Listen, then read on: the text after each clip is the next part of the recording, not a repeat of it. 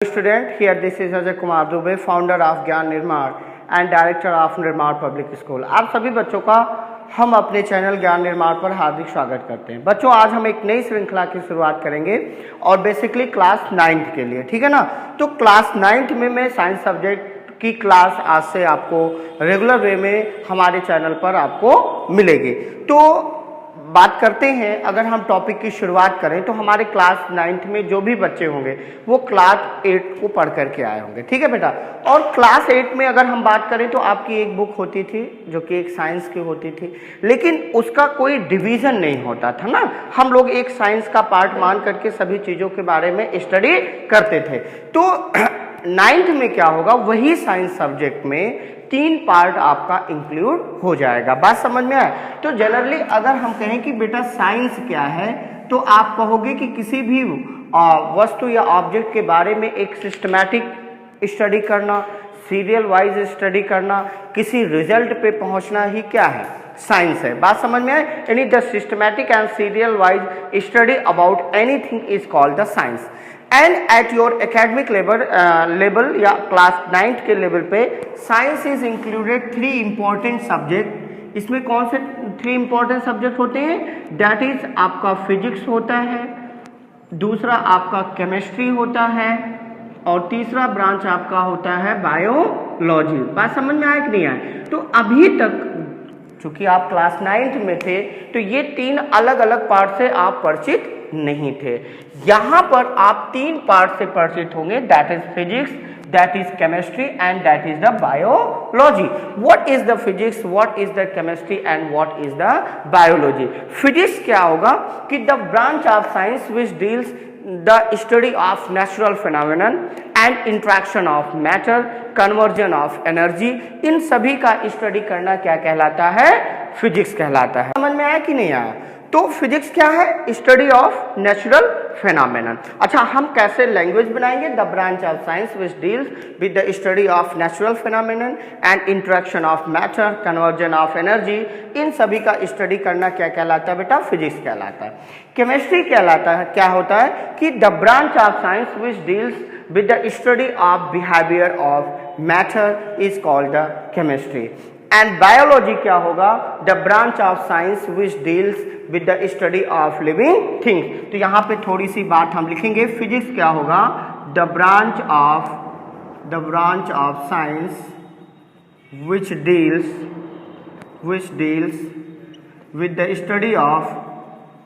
with the study of natural phenomenon and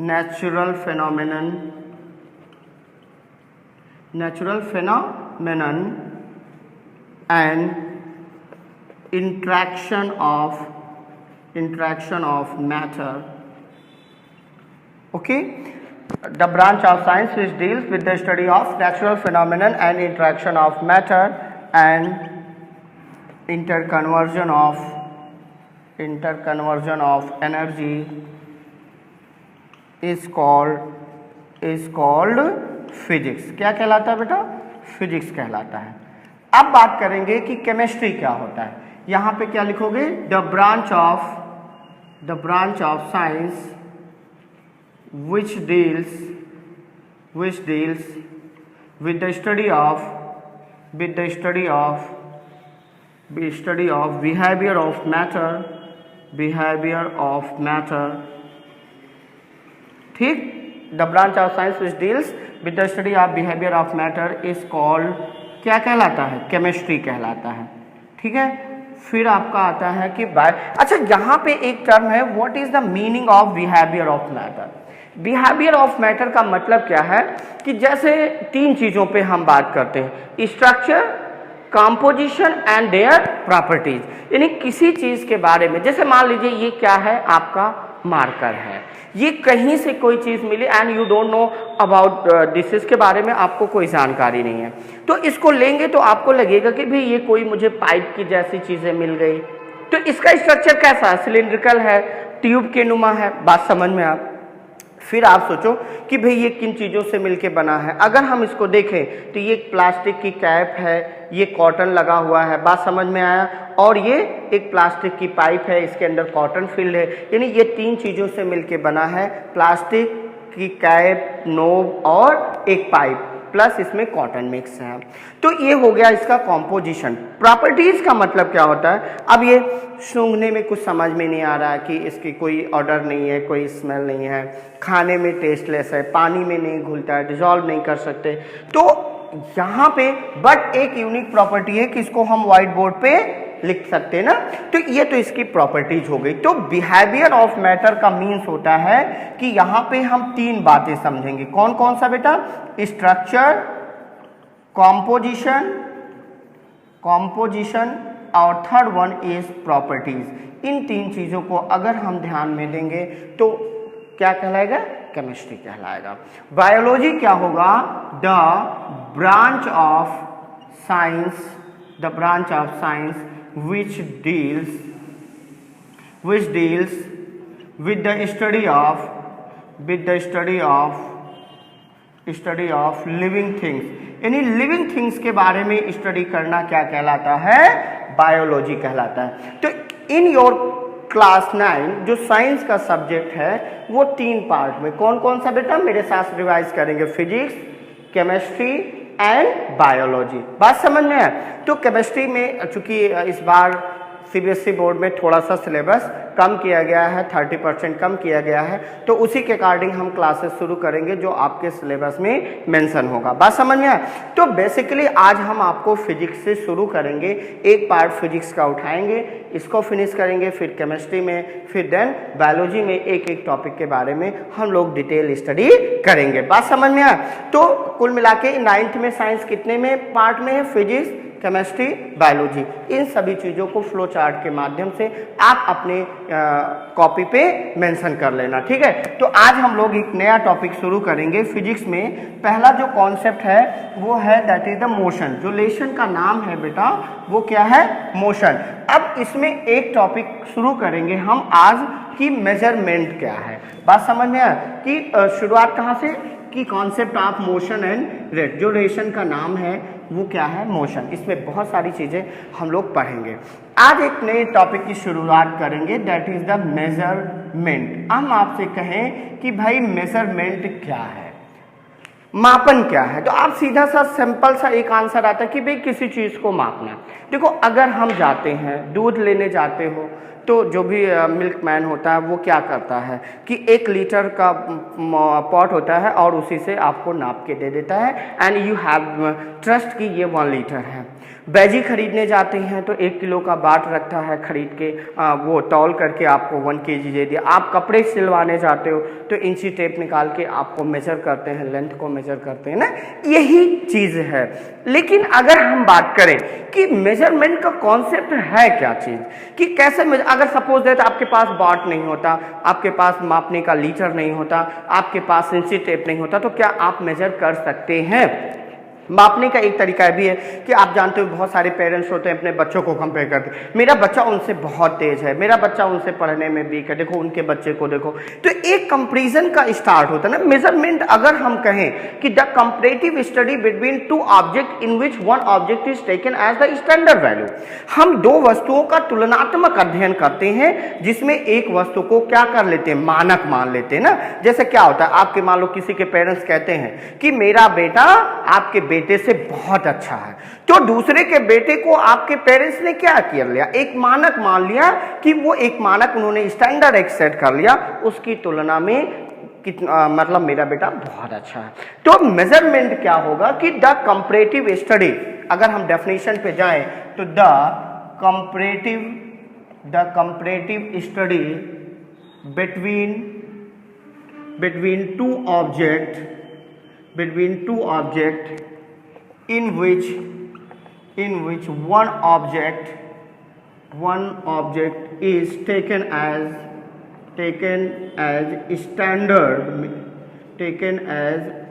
standard object is called measurement। क्या कहलाता है? Measurement कहलाता है। बात समझ में आए? अब देखो कैसे जैसे मैं आपसे कहूं कि बेटा ये बताओ ये लाइन छोटी है कि बड़ी है, क्या आंसर देंगे? अगर आप बोलोगे कि ये छोटी है तो अब बताओ ये क्या हो गई, आपके कहने बात गलत हो गई। अब ये लार्ज है और ये क्या है, स्मॉल है। बात समझ में आ रही कि नहीं आ रही? यानी कि ये छोटा बड़ा आप कब डिसाइड कर पाए, जब इसके बगल में दूसरी कोई वस्तु आपने रखी। ठीक है, अच्छा दूसरी तरह मैं कहूं बेटा ये सर्किल छोटा है कि बड़ा है, आप कह दो कि भाई सर ये स्मॉल सर्किट है या ये लार्ज सर्किल है। अब इसी के बगल में हम बड़ा सा सर्किल बना लें, अब क्या बोलोगे? ये बन गया लार्ज और ये बन गया क्या, स्मॉल। यानी इन दोनों में क्या किया आपने, तुलना किया ना, एक दूसरे की तुलना में कोई बड़ा है और कोई छोटा है। तो ये एक तरह का मेजरमेंट कर रहे हो ना कि आप एक को स्टैंडर्ड वैल्यू मान लिए और उसकी तुलना में दूसरे को कह रहे हो कि भाई छोटा है बड़ा है।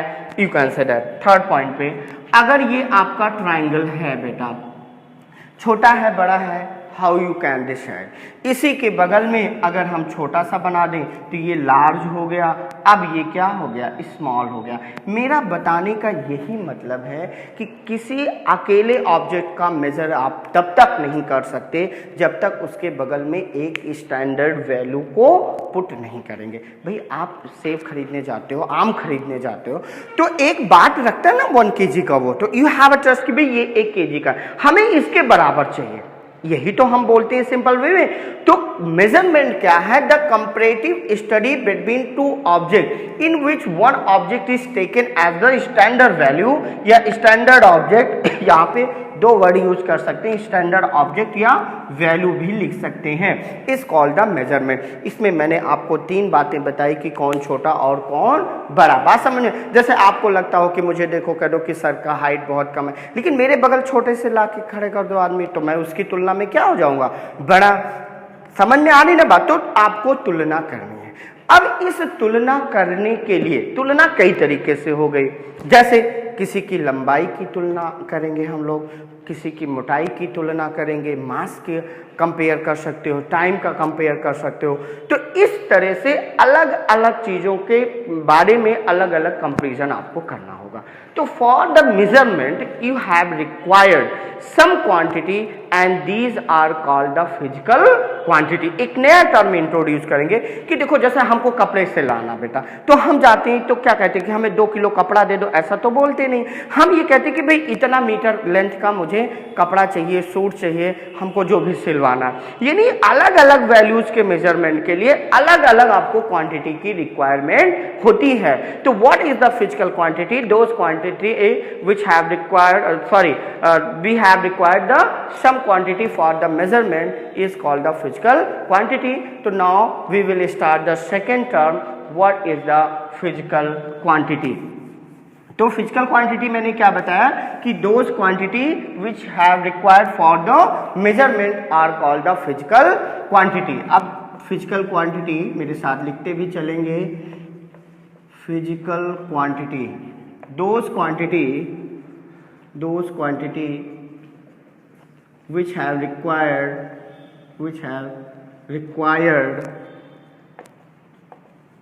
for the measurement is called physical quantity। क्या कहलाएगा बेटा? फिजिकल क्वांटिटी कहलाएगा। ठीक, बात समझ में आया? अब देखिए दूसरी बात आती है कि what is the requirement of physical quantity. Requirement of physical quantity, physical quantity की रिक्वायरमेंट क्या होगी, ये एक इंपॉर्टेंट बात है। जैसे कैसे? जैसे मैंने कहा कि बेटा जाओ मेरे लिए 10 लेके चले आओ। आप क्या लेके आओगे? कोई बात दिमाग में आई? नहीं आई ना कि भाई सर 10 मंगा रहे हैं, पता नहीं क्या मंगा रहे हैं। लेकिन जैसे मैंने बेटा पूछा कि बेटा जाओ 10 किलो लेके आओ, तो आपके दिमाग में एक बात जरूर आएगी।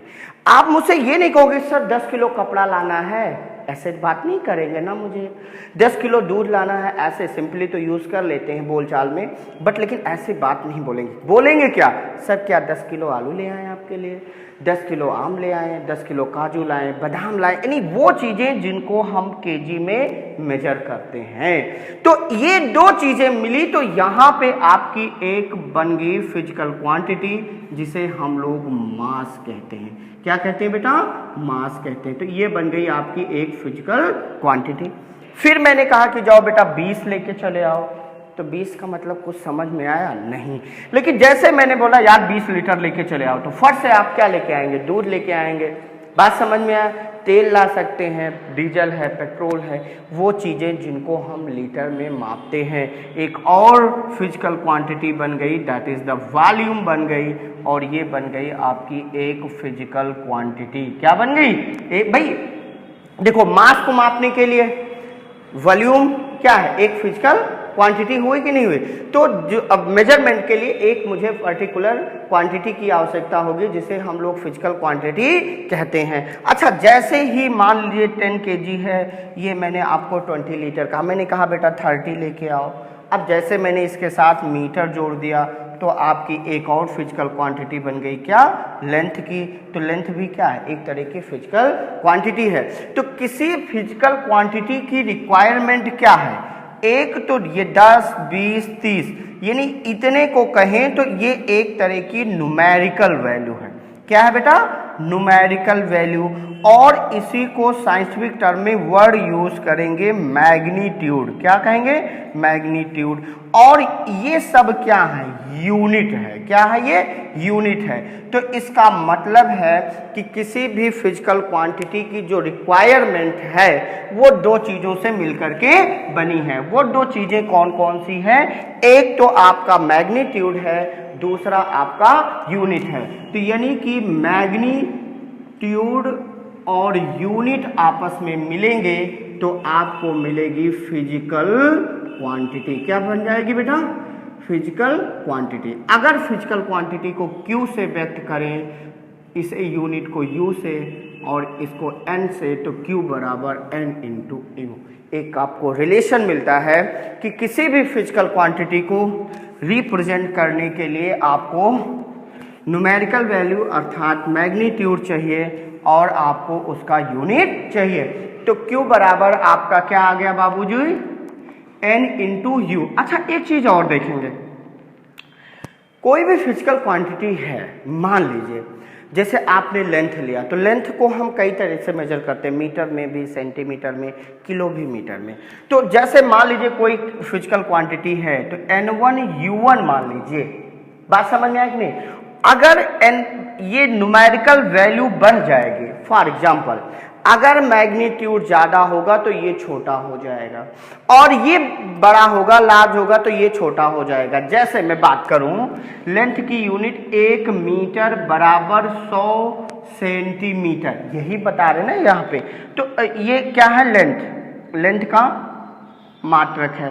तो ये क्या है? N, और ये क्या है? U बराबर, ये क्या है? N, और ये क्या है? U। अब यहाँ पे N ज्यादा है तो इसको 2 मान लो, और इसको 2 मानो, इसको 1 मानो, इसको 1 मानो। लेकिन ये ज्यादा है तो ये क्या है?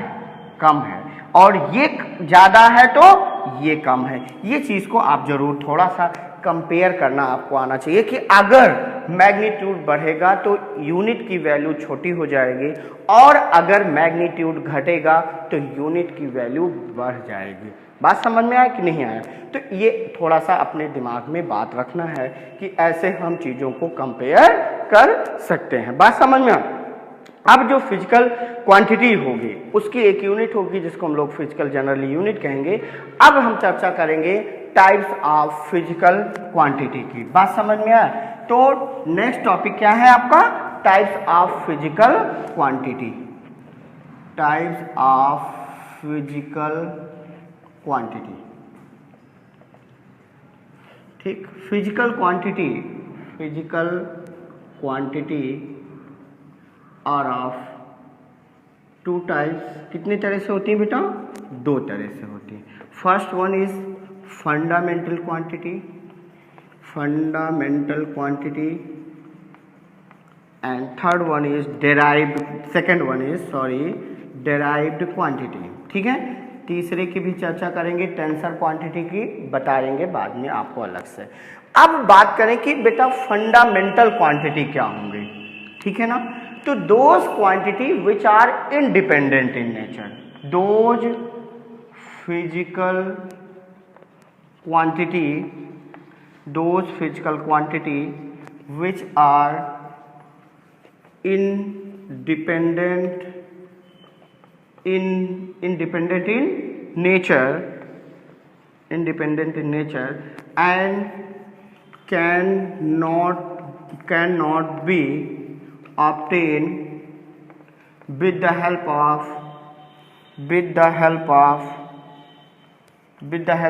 other physical quantity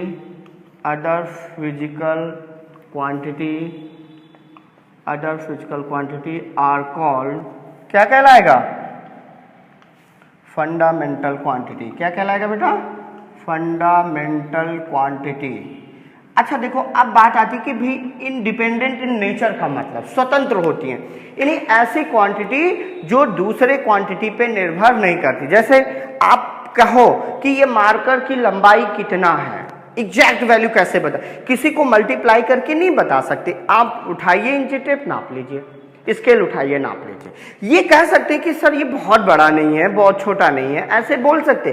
but exact measurement करना तो you have required a scale. आप बिना स्केल के इसकी लेंथ को कैसे मेजर करोगे, तो लेंथ कैसी क्वांटिटी हो गई, फंडामेंटल क्वांटिटी हो गई कि नहीं। यानी those quantity which are independent in nature and can not be obtained with the help of other physical quantity are called the fundamental quantity and the unit of fundamental quantity is called the fundamental unit, या those unit which are independent in nature and cannot be obtained with the help of other unit। तो अगला heading क्या हम लोग डालेंगे, fundamental unit, ठीक। तो those unit, sorry, the unit of fundamental quantity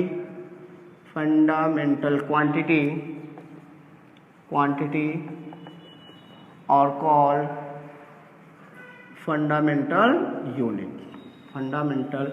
unit. अच्छा एक बात और बताएं, जो फंडामेंटल क्वांटिटी है वो केवल और केवल कितनी है, 7।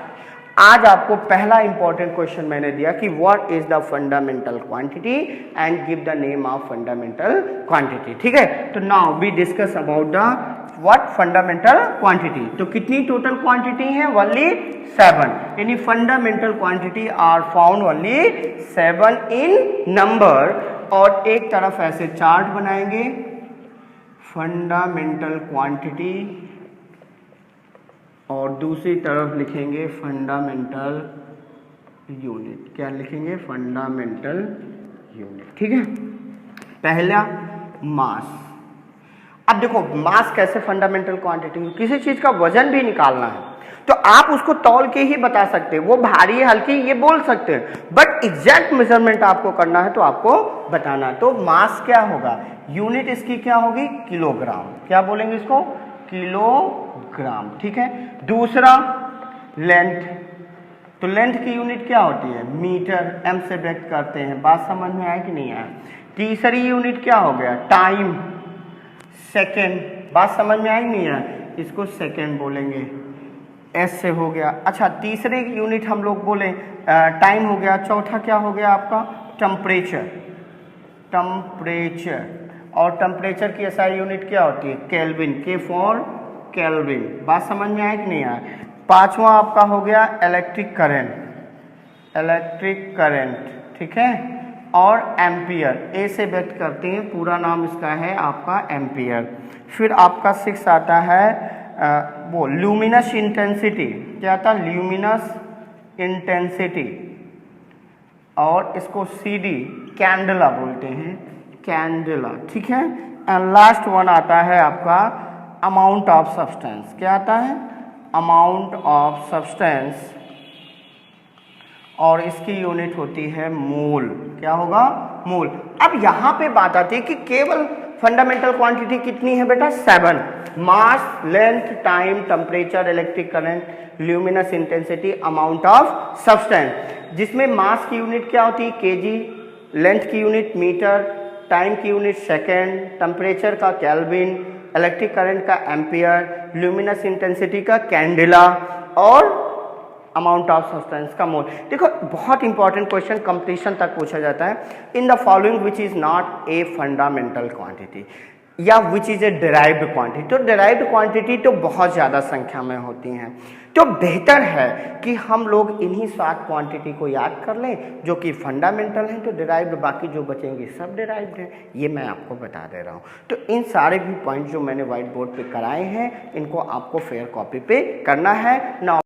फंडामेंटल क्वांटिटी मैंने क्लियर किया, अब डिराइव्ड क्वांटिटी भी बताना, चूंकि आज पहली क्लास है तो फंडामेंटल क्वांटिटीज तक आप पूरा फेयर कॉपी पे नोट कर लेना एक एक करके। कल मैं आपको डिराइव्ड क्वांटिटी और टेंसर क्वांटिटी के बारे में बताऊंगा। तो जितने भी बच्चे होंगे क्लास 9 के या जो जनरल कंपटीशन के बच्चे होंगे तो एक आपको बढ़िया सा आज क्वेश्चन मैंने बताया फंडामेंटल क्वांटिटी के बारे में, तो सभी लोग इसको फेयर कॉपी पे आप लोग कर लेना। और अगर मेरी क्लासेस आप लोगों को बेहतर लगे, ठीक है, आई होप कि आपको बेहतर समझ में आया होगा और आपको क्लासेस बेहतर लगे, तो प्लीज़ वीडियो को लाइक एंड शेयर करें, चैनल को सब्सक्राइब करें और अपना बहुत बहुत ख्याल रखिएगा। Thank you so much.